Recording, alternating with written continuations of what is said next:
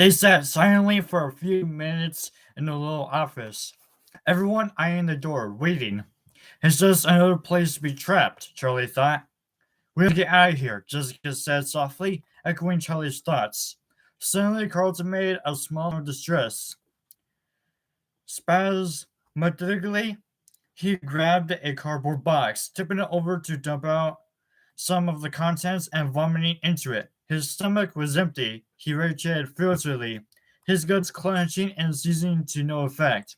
At least he sat back, gasping. His face was red and there were tears in his eyes. Carlton, are you okay? John asked, alarmed. Yeah, never better, Carlton said as his breathing returned slowly to normal. You have a concussion, Charlie said. Look at me. She knelt down in front of him and looked at his eyes, trying to remember what the pupils were supposed to look like if someone had a concussion. Carlton waggled his eyebrows. Oh, ow. He ground his teeth and ducked his head, clenching it as if someone might try to take it away from him. Sorry, he said after a moment, still bent over in pain. I think I was all that running. I'll be okay. But Charlie started to protest, but he cut her off, straining it with a visible effort. Charlie, it's fine. Can you blame me for being a little out of sorts? What about you? He pointed at her arm and she looked down confused. There was a small bright red patch leaking through a bandage in her arm. The wound must have opened while they were fleeing. Oh, Charlie said, suddenly a little nauseated herself. Jean moved forward toward her to help. But she moved away. I'm fine, she said.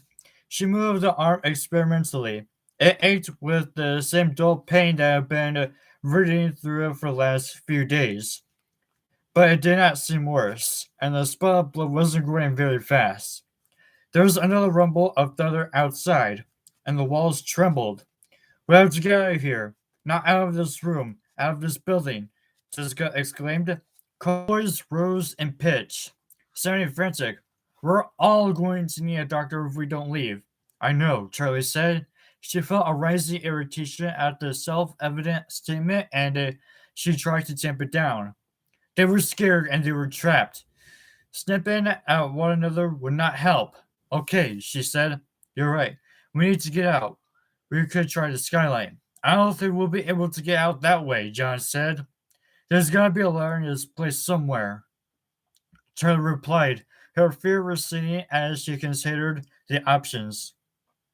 She sat up straighter, gathering herself together. It won't help, Jessica said. Evans, John said hesitantly. The ones Jason got in through were too small, but there have been others. Windows. Freddy's have windows, right? We have to lead somewhere. I think it is safe to say that they've all been bricked up. Charlie shook her head and looked at the floor for a moment. Then she met John's eyes. This whole place has been sealed. The walkie-talkie crackled to life and they all jumped. Lamar's voice came over the radio. John? John grabbed the radio. Yeah, I'm here. And I'm with Charlie, Jessica, and Carlton. We're in an office. Good, Lamar said. Listen. There was a brief scrambling noise. Then Marla's voice came through. Good, she said. Listen, I'm looking at the monitors and it looks like all the robots are on the main stage again. What about Pirates Cove? Charlie put in, leaning over John to talk into the receiver. Is Foxy there too? There's a brief pause. The curtain is closed. Marla said, Marla, is everything okay? Charlie said. Yeah, she answered shortly. And the background static vanished abruptly and she had turned the walkie-talkie off. Charlie and John exchanged a glance. Something's wrong, Carlton said. Other than the obvious, I mean. He gestured in a vague circular motion, indicating everything around them. What are you talking about? Jessica was losing her patience. With Marla, I mean, he said. Something's wrong. Call her back. John pressed the call button again. Marla, what's going on? There was no reply for a long moment. Then Lamar replied. We don't know where Jason is. His voice began to break. He's in danger. Charlie felt a jolt through her stomach. No. She heard John take a deep breath. There was a shuddering sound from the other end of the radio. Marla was crying. She started to speak, broke off, and tried again. Foxy, she said. her voice a little loud as she forced the words out. Foxy took him. Foxy? Charlie said carefully. The figure standing in the front hallway, the rain whipping past it, the silver eyes, burning in the dark. She took the walkie-talkie from John's hand. He gave it up without protest. Marla, listen. We're going to find him. Do you hear me? Her bravado echoed emptily, even in her own ears. The walkie-talkie made no sound. Agitated, needing to move, to do something, Charlie turned to the others. I'm going to check out the skylight one more time, she said. Jessica, come with me. You have got the best chance at fitting. Right, Jessica said reluctantly, but she got to her feet. You shouldn't go alone, John said, standing to go with them. Charlie shook her head. Someone has to stay with them, she said, gesturing at Carlton. Hey, I'm a big boy. I can stay by myself, Carlton said, speaking to a shelf. Nobody is staying by themselves, Shirley said firmly. John gave her a brave, precise nod, something just short of a salute, and she returned it. She looked back at Carlton, whose face was drawn, tight with pain. Don't let him fall asleep, she told John in a low voice. I know, he whispered. I can hear you, you know, Carlton said, but his voice was flat and fatigued. Come on, Jessica said. Charlie shut the door behind them and heard John slip the lock behind into place. Charlie led the way. The closet with the skylight wasn't far, and they crept down the hallway and through the doors without incident. The skylight, look, there's no way to climb out through it, even for me. To get to the roof, I will have to pull all my weight on the glass. It will break, and if we had a ladder, this isn't the way out, Jessica said. We could take the skylight window off, Charlie suggested weakly. I guess we can break out all the glass, but that just brings us back to the ladder question. We need to look around. A sudden knock on the door caught John's attention, and he sprang to his feet and listened carefully. Charlie knocked again, briefly regretting that they had not come up with some sort of signal.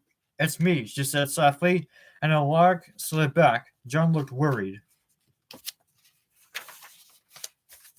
What is it? Charlie said, and he cast his eyes on Carlton's direction. Carlton was huddled on the floor, his knees drawn up tight to his chest, and his arms were wrapped oddly around his head. Charlie knelt down beside him. Carlton, she said, and he made a small whimper. She put a hand on his shoulder, and he leaned it over a little. Charlie, sorry about all this, he whispered. Shh, tell me what's going on, she said. She had a sick feeling of dread. Something was really wrong, and she did not know how much was his injury and how much was just exhaustion, pain, and terror. You're going to be okay, she said, stroking his back and hoping it was true. After a long moment, he pushed at her, and she drew back, slightly hurt until she saw him pitch forward over the cardboard box, reaching again. She looked up at John. He needs a doctor, he said in a low voice, and she nodded. Carlton sat up again and wiped his face with his sleeve. It's not that bad. I'm just so tired. You can't go to sleep, Charlie said. I know I won't. But I didn't sleep last night, and I haven't eaten since yesterday. It just makes me everything worse. I had a bad moment, but I'm okay. Charlie looked at him dubiously, but did not argue. Now what? Jessica said. Charlie didn't answer right away, even though she knew the question was for her. She was picturing the guard, his eyes rolling back in his head as he collapsed, his thin face going slick as he fell. They needed answers, and he was the one who had them. No. Now let's hope that I didn't accidentally kill that guard, Charlie said. I don't want to go back there, Jessica said. We have to go back to where I found Carlton. Hang on, said John, pulling out the radio again. Hey, Marla, where are you? There was a blip of static, then Marla's voice. Yeah, we're here. We need to get to the supply room. It's off the main dining room, past the stage. Can you see the area? There was a pause as Marla searched her screens. I can see most of it. Where are you? I can't see you. We're in an office. It's Charlie John looked at Charlie for help, and she took the radio. Marla, do you see another hall leading from the main room?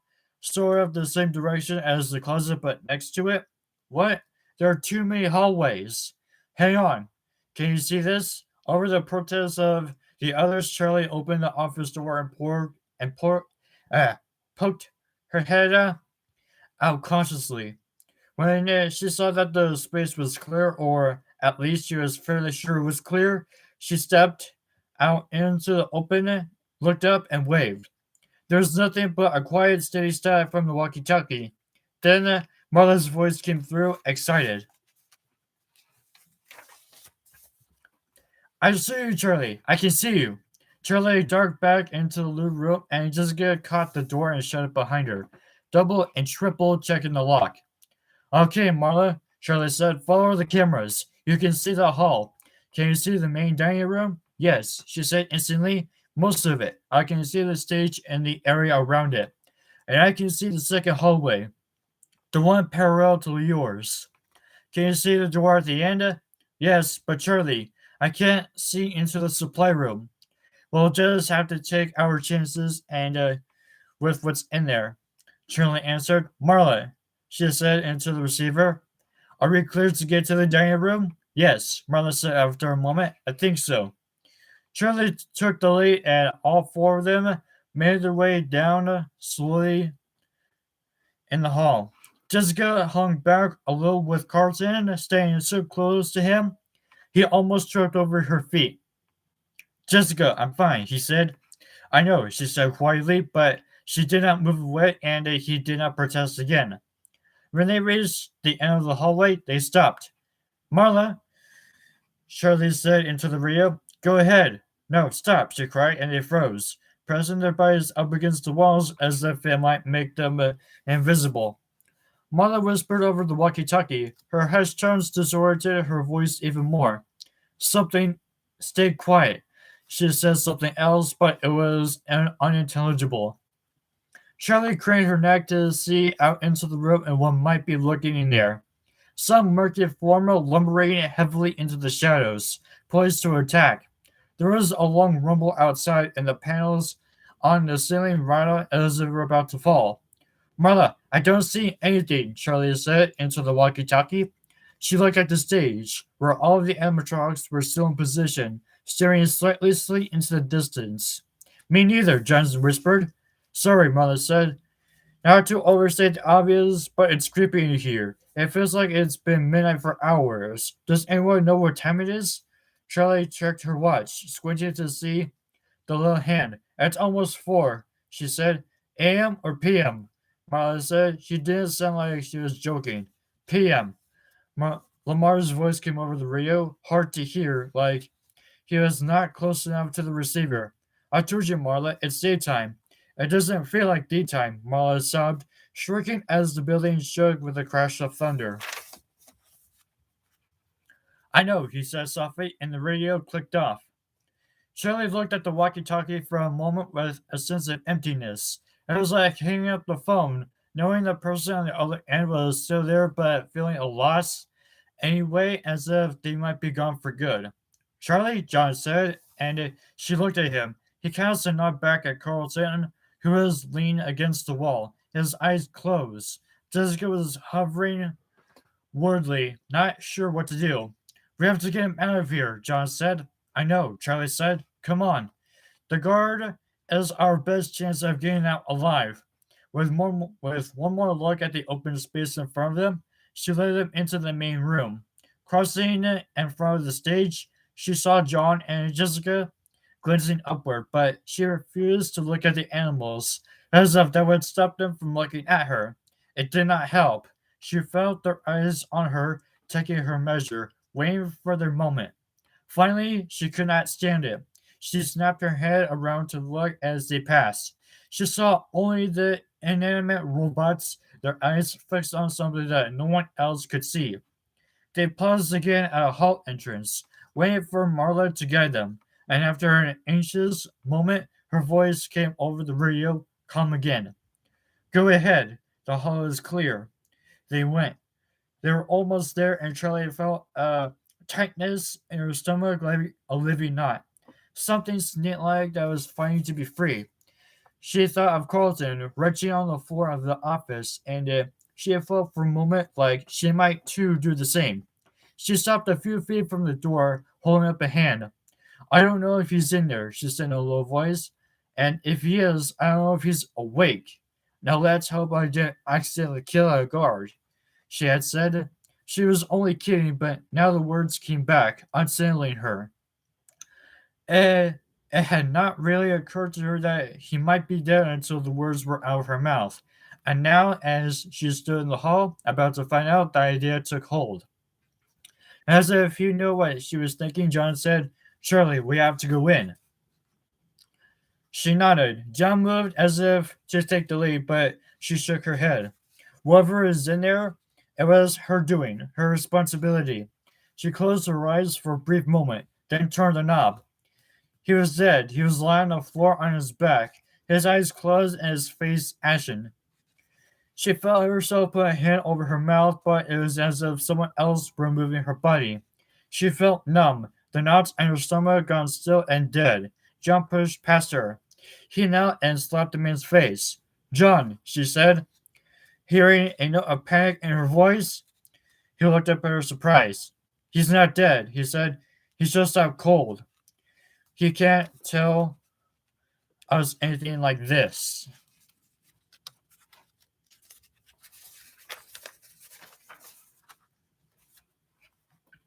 We have to tie him up or something, Jessica said. Don't look him up like this. Yeah, I gotta agree with that, Carlton said. His eyes searched the room for devices, tools, or costumes, anything that Dave could and probably would use against them, given the opportunity. Shirley just stared, the numb feeling lingering. He's not dead. She shook herself all over like a dog, trying to rid herself of the remnants of shock and to clear her throat. Let's find something to tie him up with, she said. This place seems to have everything. Jessica headed to the back of the room, where custom pieces were piled haphazardly, empty mascot heads staring out from odd angles with ghastly eyes. Careful attention to the costumes, Charlie called toward Jessica. We could always put him in one of them, like he did to me, Carlton said. There was an uncharacteristic edge to his voice, something hard and painful. Charlie didn't think it was from his injury. He sat down on a box, his face straight and his arms wrapped around his body like he was holding himself together. Suddenly, Carlton's face lit up with alarm. Don't touch, he shouted and pushed Charlie out of the way. He stumbled past Jessica, who was searching through the clutter and started tearing his way through the mess, picking up boxes and pushing things out of his way, scrambling in a desperate search. Charlie, where is it? He demanded, his gaze roaming around the room futilely. Charlie went to him, following where he looked, and realized what was missing. The yellow bear suit that had been slouched in the corner. What? John said, confused. Charlie, where is it? Where is Michael? Carlton said with a thud in a cardboard box and sagged a little but held his weight. He was only looking at Charlie as if they were the only people in the room. Michael, John whispered. He looked at Charlie, but she returned his gaze silently. She had no answers to offer him. Michael is here. Carlton pressed his lips firmly, rocking himself back and forth. I believe you, Shirley answered calmly, her voice quiet. John put his hands on his knees and let out a breath. I am going to go help Jessica, he muttered and stood up with resignation. There has to be a rope around here somewhere. Be right there. Charlie smiled at Carlton, hoping to reassure him, then joined the others, heading for the boxes on the corner beside the door. Just the first held more paperwork. Official forms with tiny print, but underneath was a box of tangled extension cords. Hey, I found something, Charlie said, but she was cut off by a banshee scream. Charlie was on her feet instantly, ready to run, but everyone else was still. Jessica was pointing to something in the corner, almost shaking. John was behind her, his eyes wide. "What is it?" Charlie demanded, and then when they when they did not answer, she rushed over and looked down at the pile of empty costumes to where Jessica was pointing. It was hard to sort out what was in that pile of mascots. She stared blankly at the jumble, seeing nothing but fur and eyes and beaks and paws. And then it resolved before her eyes. A dead man. He looked young, not much older than they were, and he looked familiar. "That's the cop, the one from the other night," John said, recovering his voice. "What?" Carlton said, snapping to attention. He came over to look. "That's Officer Doone. I know him. Your dad sent him to look for you," Charlie said quietly. "What do we do?" Jessica said. She had been inching slowly backward, and now her foot bumped against Dave, and she jumped. Suddenly, another scream. It pulled Charlie's eyes away from Doone, and looking away was enough to recall her to her task. "There's nothing we can do," she said firmly. "Come on. We don't know how much time we have before he wakes up." John and Jessica followed her across the room, Jessica catching up and keeping close to Charlie as if afraid to go too far away from her again. Charlie grabbed a handful of cords and tossed it to John. It was a long and tedious process. They propped Dave up into a sitting position against the wall, but he kept sliding sideways until John took hold of his shoulders. John bent him forward as Charlie tried to tie his hands behind his back. She finished and looked up to see John with a faint smile on his face. "Did my knots amuse you?" she said, as lightly as she could manage. The feel of Dave's flesh, alive yet limp and heavier than it should have been, was disturbing. And as she let go of him, she could still feel the traces of his clammy skin on her palms. He shrugged. All those times we played cops and robbers seemed to have paid off. "I forgot about that," she laughed. He nodded sagely. "And yet I still bear the scars of the rope burns you gave me," John smiled. "And that was before I was even a Girl Scout," Charlie said. "Stop complaining and pick up his feet. Let's hope my skills haven't atrophied."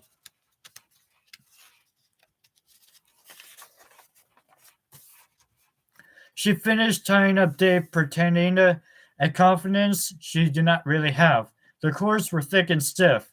They were hard to manipulate, and she was not sure how long they would hold. When she was sure as she could be, she stepped back.